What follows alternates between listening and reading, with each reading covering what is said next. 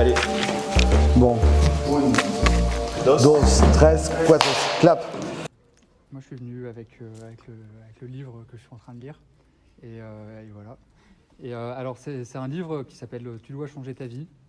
Donc, on est dans l'esprit secte, toujours. C'est bien, ça fait un fil directeur. Ouais. Tu dois changer ta vie et moi, c'est un bouquin qui me pose pas mal de problèmes. Et peut-être avant tout le titre. Enfin, tu dois changer ta vie, c'est quand même une injonction, assez forte, quoi. Genre, c'est qui le mec pour venir nous voir et nous dire, toi là, tu dois changer ta vie, etc. Enfin, il y a vraiment un truc hyper, osons le mot, hyper autoritaire. Et en fait, étrangement, genre c'est un geste, le fait de dire aux gens qu'ils doivent changer leur vie. C'est un geste qu'il n'est vraiment pas le seul à faire, j'ai l'impression, l'auteur de ce bouquin. Il s'appelle Sloterdijk. C'est un geste que j'ai l'impression de voir assez couramment, en fait. Sur YouTube, j'ai l'impression qu'il ne faut pas 2 minutes pour qu'on croise des coachs à la tout va qui nous disent comment est-ce qu'il faudrait vivre, comment est-ce que... avec tous leurs injonctions à eux, etc.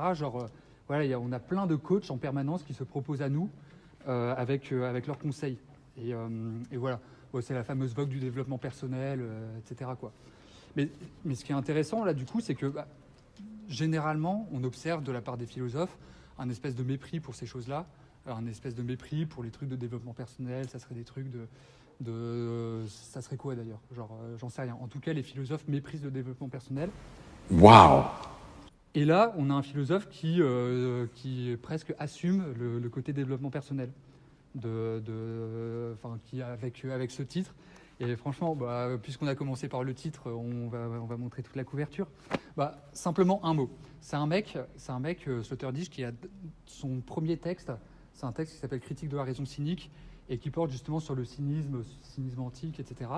Qui, en gros, pour le situer très très vite, le cynisme dans l'Antiquité, c'est une manière de philosopher qui se fait pas spécialement au travers de discours, au travers de conférences, mais vachement par l'exemple et vachement par le sarcasme, l'humour, la moquerie, la blague, quoi. Et la blague, le troll, etc.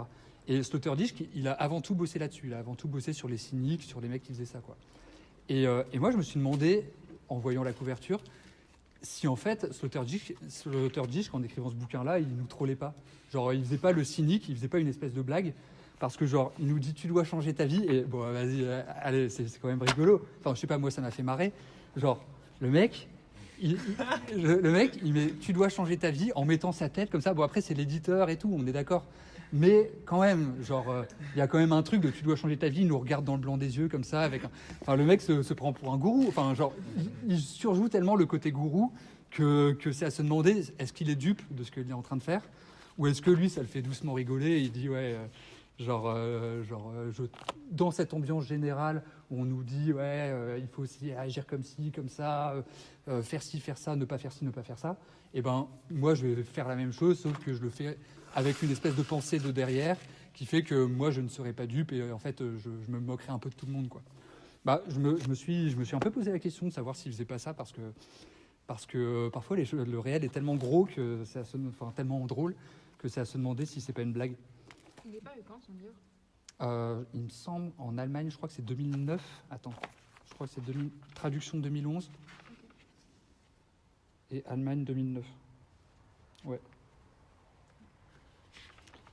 Et, il a écrit pendant la crise, quoi. Pendant la crise de 2008, des subprimes et tout. Ouais, on sent pas l'influence, mais peut-être. Peut-être. Et voilà, c'est un peu les premières remarques qu'on peut faire simplement en jugeant le livre sur sa couverture. On peut au moins se dire ça, quoi. Est-ce que on n'est pas en train de se faire happer dans une espèce de blague philosophique, voilà. Bon, je pense qu'on peut venir directement au texte. J'ai sélectionné un texte dans le livre dont le titre est issu. Et justement, donc je commençais un peu en disant que le titre, il était un peu problématique dans la mesure où c'était une espèce d'injonction hyper frontale, etc. Or, ce titre-là, le titre du livre, vient d'un poème de Rilke. Donc en fait, c'est une citation que Sloterdijk fait. Et c'est un poème de Rilke que Rilke écrit. Apparemment, il aimait beaucoup la statuaire, Rilke. Et il a écrit ce poème, c'est un sonnet. Il l'a écrit après avoir vu un torse d'Apollon, donc un fragment. C'est pas un Apollon en entier qu'il a vu, la statue qu'il a vue. C'est simplement un torse qui autrefois était un Apollon entier. Donc voilà, il a eu accès seulement à un morceau d'Apollon. Ce qui, pour le poser un tout petit peu, et puis après on lit le texte, pour le poser un tout petit peu, ce qui déjà à première vue est déjà un petit peu, au moins pose problème dans la mesure où, si je me trompe pas, normalement je me trompe pas là-dessus. Il me semble que Apollon, il y a quand même le truc c'est le dieu de la belle forme, la forme close, qui représente une espèce de totalité finie, etc. Et là, on a un fragment. Et du coup, d'emblée, on a un espèce de problème. Que veut dire un Apollon, dieu de la belle forme, complète, achevée, parfaite, dont on n'aurait qu'un fragment.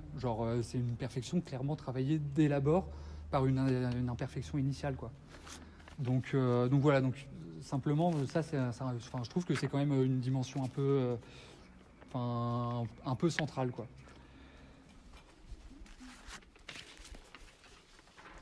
Bon, là, du coup, ce que je vous propose, c'est qu'on en fasse une lecture un peu... pas forcément... qu'on en fasse une lecture, et puis j'en dis quelques mots, et puis peut-être qu'après, on peut... J'essaie d'en dire quelques mots, et puis peut-être qu'après, on peut... Merci. On peut jouer un peu plus au ping-pong, peut-être. On verra.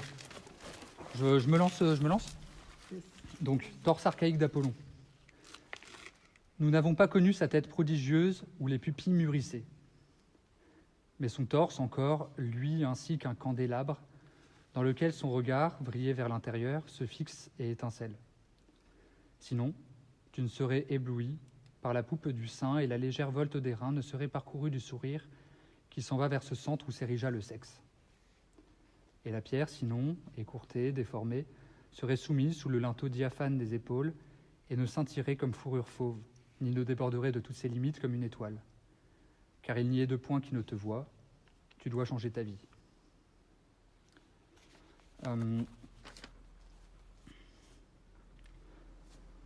Bon, l'un des...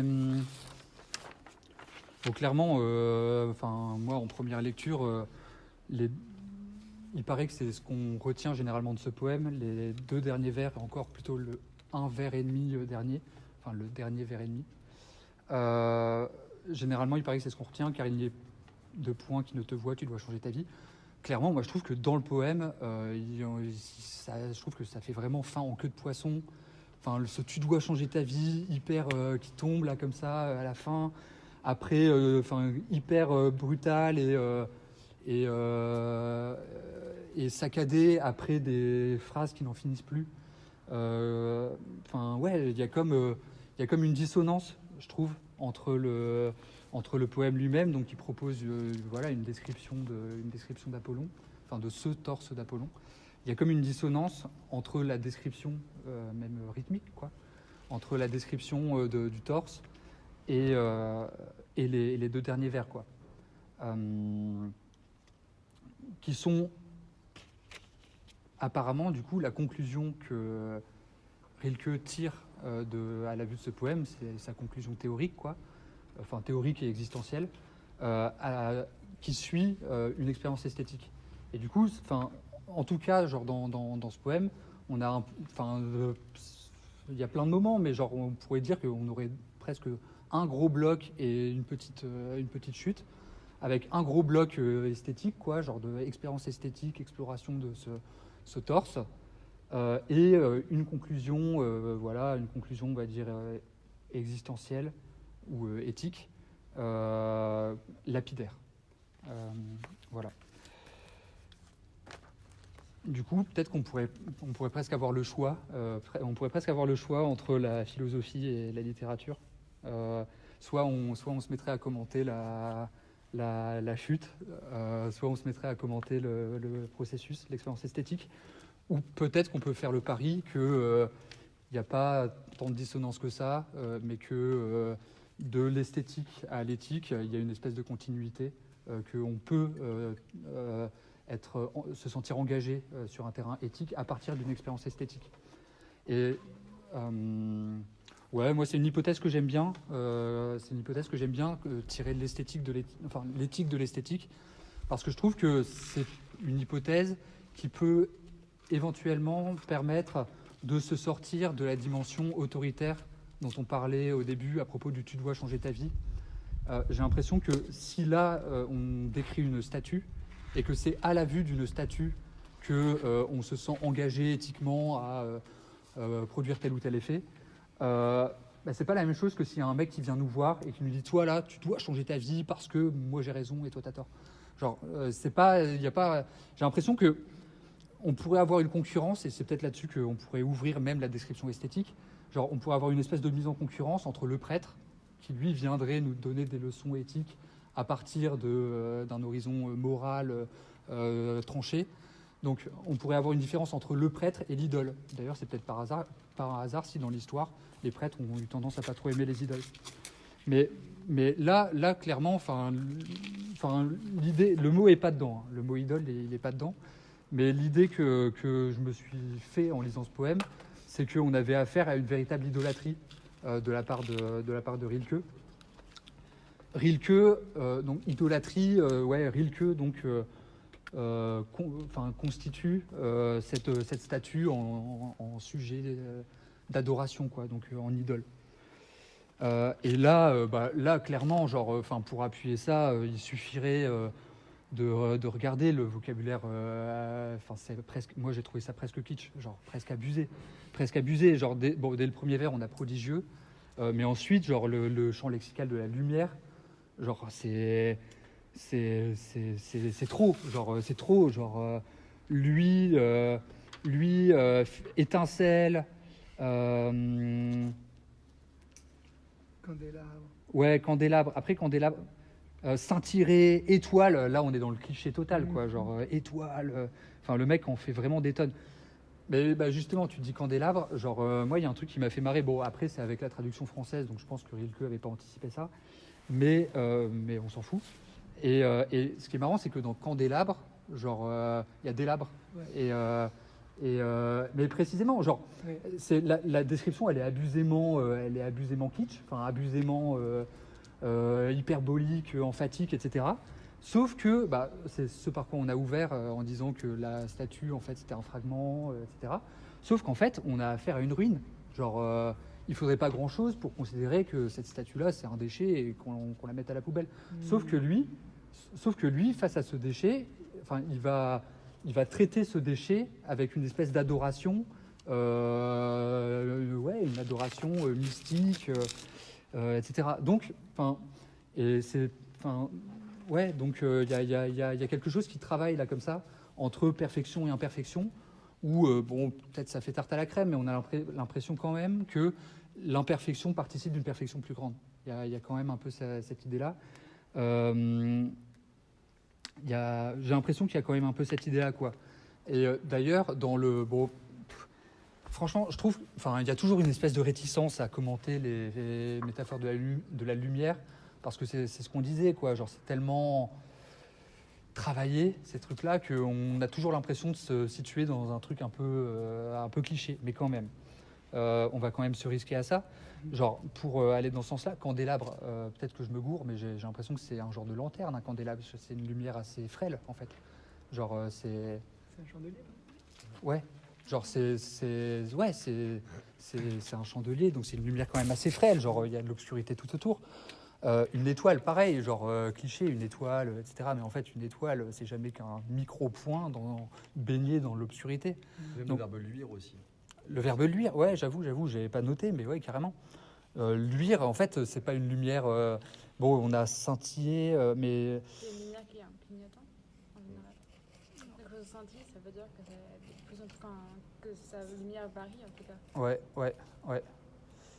Ouais, voilà, on n'est pas. Ouais, bon, j'allais dire on n'est pas ébloui. En fait, il est ébloui. En fait, il est quand même ébloui. Mais ça, c'est peut-être... bon, on va pas... Ça, Mais forcément... ébloui, on peut devenir aveugle quand on est ébloui aussi.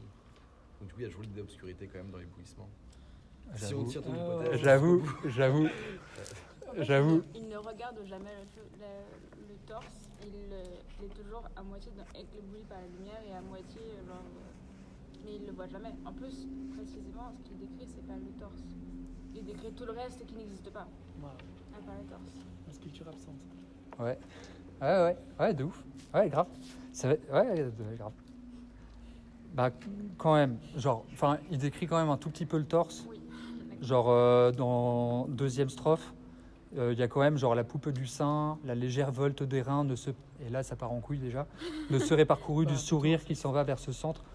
Genre, ouais, enfin, il est un peu sur le torse, mais très vite, une ligne se propose à lui d'aller en dehors, quoi. Tu peux expliciter vers où il va? Bah, ouais, voilà, bon, c'est le... Moi, j'aime Il y a- bien le truc en S, l'itération en S. Où s'érigea le sexe. Parcouru du sourire qui s'en va vers ce centre où s'érigea le sexe, ouais, c'est quand même pas mal. Ouais. Ouais, il nous susurre à l'oreille que... Ici, il y a quelque chose qui se susurre. Ah ouais. Bah, ouais, bah, clairement, enfin, il y a aussi un horizon homo-érotique dans le poème mais que moi je trouve assez beau. Ça permettrait de défendre quelque chose ouais, que j'avais pas tellement creusé en arrivant, mais on pourrait se dire ça aussi. C'est vrai que, enfin, peut-être que ça permettrait d'en faire une espèce de rencontre amoureuse. Je disais que l'expérience éthique, enfin, l'exigence éthique suivait l'expérience esthétique, mais en fait, là, on pourrait quasiment défendre avec ça que l'exigence éthique suit la rencontre amoureuse. Enfin, donc ouais, on pourrait, ça pourrait carrément se dire. Ouais.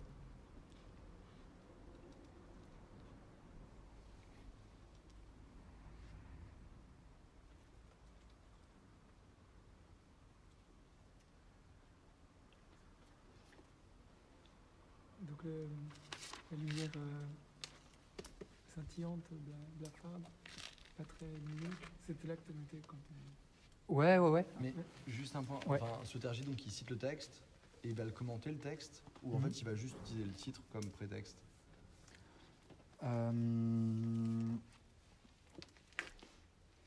Ok.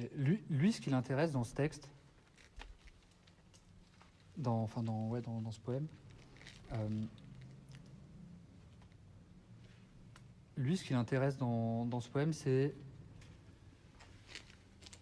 une première chose, c'est l'idée d'une éthique qui non pas s'impose, un peu ce sur quoi on tournait avec le prêtre, qui non pas s'impose de l'extérieur, mais qui, il fait son jeu de mots, mais qui s'expose. Et lui, ça, c'est un truc qui l'intéresse là-dedans, tu vois, genre l'idée que presque cet Apollon n'a pas à parler, on le fait parler, mais lui n'a même pas à parler. Il y a quelque chose comme ça, quoi. Genre une éthique silencieuse, pas bavarde. Oui, du coup ça atténue la puissance d'injonction du titre. Ouais.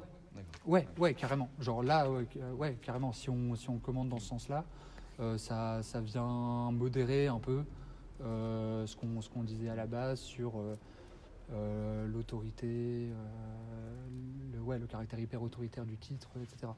Je pense que ouais, c'est clairement une dimension qu'il a, Slaughterdig, mais lui, j'ai l'impression que lui, dans sa tête à lui, c'est moins par souci anarchisant, on va dire, que ça l'intéresse, mais avec un truc un peu bizarre. Slaughterdig, enfin, bon, c'est un peu un vieux con. Enfin, genre, il a un côté un peu, un peu vieux con, genre tout est décadent un peu, quoi. Il a un peu cette idée-là. Et du coup, là-dedans, genre, il a carrément l'idée que on est à un âge. Lui, il adore les diagnostics d'époque. Genre, il adore dire l'époque, elle est comme ci, elle est comme ça.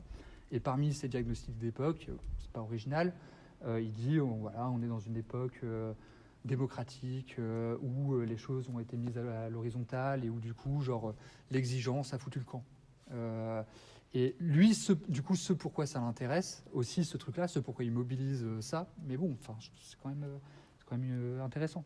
Ce pourquoi ça l'intéresse, c'est de réussir à recréer des pôles d'exigence, on va dire, des pôles, des pôles d'exigence dans un âge qui ne les supporte plus, selon lui. Et ça, je pense que c'est un point qui l'intéresse vraiment. Lui, la conclusion qu'il tire de ça, moi, elle me fait marrer. En vrai, et pareil, genre, c'est aussi ce pourquoi ce bouquin, par moment, il me met mal à l'aise. Et je pense de manière plus générale avec le développement personnel, moi, il y a des moments, genre, je mets des trucs de développement personnel, et genre, j'en sors ragaillardi. Moi, j'aime bien les trucs de sport et tout. Et il parle énormément de sport. C'est un sportif sauteur disque. Notamment, il fait du cyclisme. Et il y a vraiment un aspect comme ça dans ce livre. Il y a vraiment un aspect, un aspect sportif, quoi. Genre, un aspect genre, la montagne, je vais la gravir, quoi. Il y a vraiment un truc comme ça. Et genre, là, la conclusion qu'il tire à partir de ce poème-là, genre, lui, il continue à faire parler la statue. Et genre, la conclusion qu'il tire de ce poème-là, c'est « Abandonne ton penchant pour les modes de vie confortables. Montre-toi au gymnase, entre parenthèses, gymnos nu. Prouve que la différence entre parfait et imparfait ne t'est pas indifférente. Montre-nous que la performance, l'excellence, entre parenthèses, arrêtez, lire tout, ne sont pas restés pour toi des mots étrangers. Admets qu'il existe pour toi des motivations pour produire de nouveaux efforts. Et surtout, n'accorde que l'espace qui lui revient au soupçon selon lequel le sport est une chose réservée aux plus bêtes. N'en abuse pas comme d'un prétexte pour continuer à dériver dans ton laisser-aller coutumier. Méfie-toi du Philistin en toi qui pense que tu es tel que tu es, déjà à peu près comme il faut. Écoute la voix venue de la pierre. Ne résiste pas à l'appel de la forme. Saisis cette occasion de t'entraîner avec un dieu. Voilà. Lui, c'est la conclusion qu'il tire de ça, quoi. Genre, lui, il est sur son vélo et il pense à Apollon et il dit, genre, je vais gravir à la montagne et Avec Apollon. je vais avec Apollon pour rejoindre Apollon. Genre, il y a un truc comme ça. Lui, l'un des concepts centraux du livre, peut-être qu'on l'explorera, on verra, et l'un des concepts centraux, c'est l'idée de tension verticale.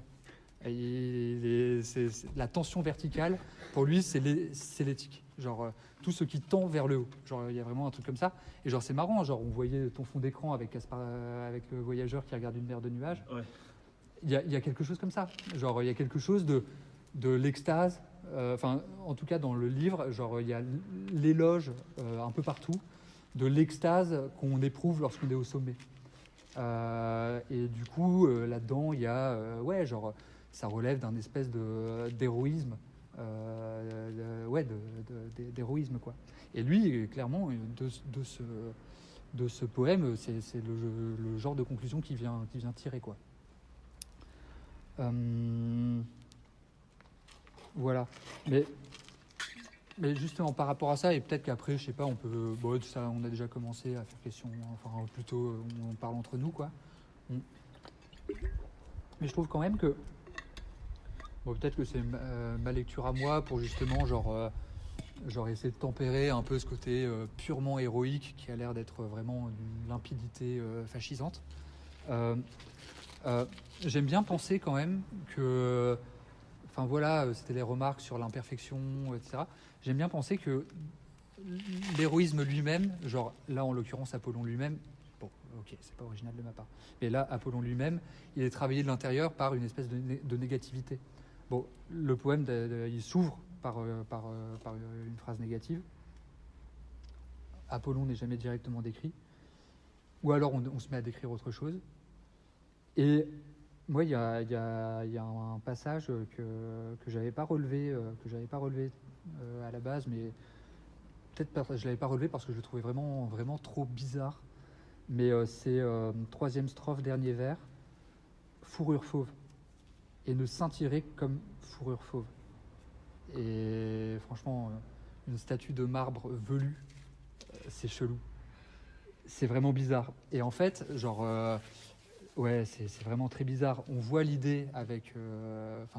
c'est vraiment bizarre. Et en fait, genre, l'une des remarques qu'on peut se faire, et je vais pas faire genre j'ai tout inventé, Sloterdijk il a une petite note où il le dit, que Rilke il connaissait son Nietzsche, et sur les rapports entre Apollon et Dionysos, enfin là c'est très probablement une référence directe à Dionysos, quoi. Genre, en fait, on a un Apollon qui scintille comme Dionysos. Fourrure fauve, le fauve poilu,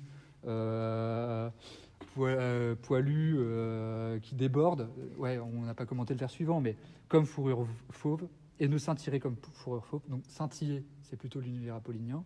Fourrure fauve, plutôt l'univers dionysiaque, de la forêt, etc. Et second motif dionysiaque par après à la strophe suivante, ni ne déborderait de toutes ses limites comme une étoile. Donc c'est un peu ce par quoi on a ouvert, mais un Apollon qui déborderait de ses limites, c'est presque une contradiction dans les termes.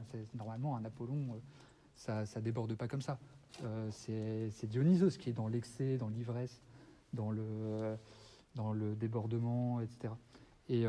Et en plus, bon, pour faire un peu littéraire, on pourrait dire que, en plus, ce qui est marrant, c'est que formellement, dans le poème mime ce qu'il décrit, parce que ni ne déborderait de ses limites, c'est un moment où la troisième strophe déborde sur la suivante.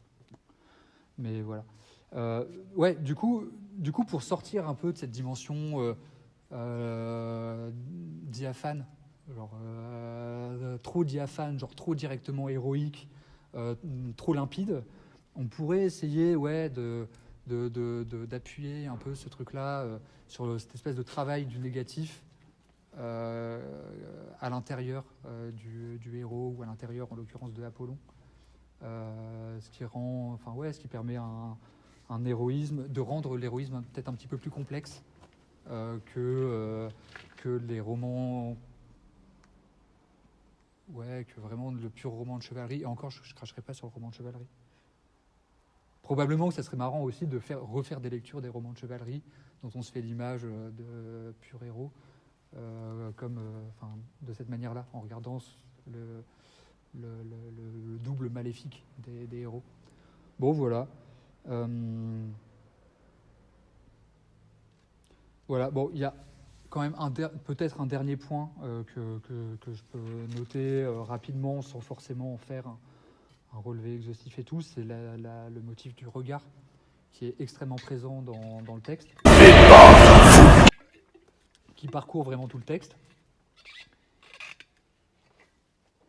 au point que il y a quasiment un truc paranoïaque, quoi. Genre, il y a un truc du voyant-vu, Rilke est vu et lui-même vu par la statue, ce qui d'ailleurs, c'est un peu ambigu comme idée, parce que genre il y a presque un truc mégalomaniaque, genre ça veut dire que Rilke est digne d'être vu par un Apollon, mais je croyais que sachant que la statue se regarde d'elle-même. Sachant qu'en plus, ouais. Sur le regard de la statue. C'est vrai, ouais, vriller vers l'intérieur, c'est vrai, je l'ai pas trop commenté, mais il y a une dimension narcissique. Et donc la dimension du regard. Et moi, je voulais simplement appuyer là-dessus parce que c'est extrêmement touffu comme livre, celui de Sloterdijk. Vraiment très très touffu, on ne sait pas trop où il va par moment. Il cite énormément d'exemples, etc. Et parmi ces exemples, il cite, je crois que il me semble qu'il cite Sénèque. Et apparemment, c'est une dimension centrale chez Sénèque, de l'éthique chez Sénèque, l'idée de créer un œil par lequel on serait sans cesse regardé. Et là, en l'occurrence, il y a un peu cette dimension-là. C'est l'idole est érigée comme œil qui me regarde et qui, par là même, impose ses exigences. Et peut-être que... vas-y, je finis là-dessus. Moi, on m'a parlé récemment d'un film de Ken Loach qui s'appelle Looking for Eric. Et dans lequel apparemment il y a un truc, j'ai pas vu le film du coup, mais on m'en a parlé, j'ai quand même trouvé ça génial. C'est apparemment un film sur un fan de Manchester. Sur un fan de Manchester qui apparemment est un espèce de raté social dans les critères, mais qui a un espèce de raté social, etc. qui, à plusieurs moments, étant dans la loose, est à deux doigts de lâcher prise, de se laisser couler, effondrer, etc. Et qui a un poster de Eric Cantona dans sa chambre. Et le Eric Cantona sort du poster et lui dit mec, tu peux pas te laisser aller, tu dois changer ta vie, tu peux pas te laisser aller, motive-toi, etc. Genre l'idole qui a un peu ses exigences éthiques, quoi. Là, on est dedans. Et voilà. Et du coup, bah, je vois vraiment des similarités là entre Apollon et Cantona. Ça lui ferait plaisir peut-être. Bon, voilà.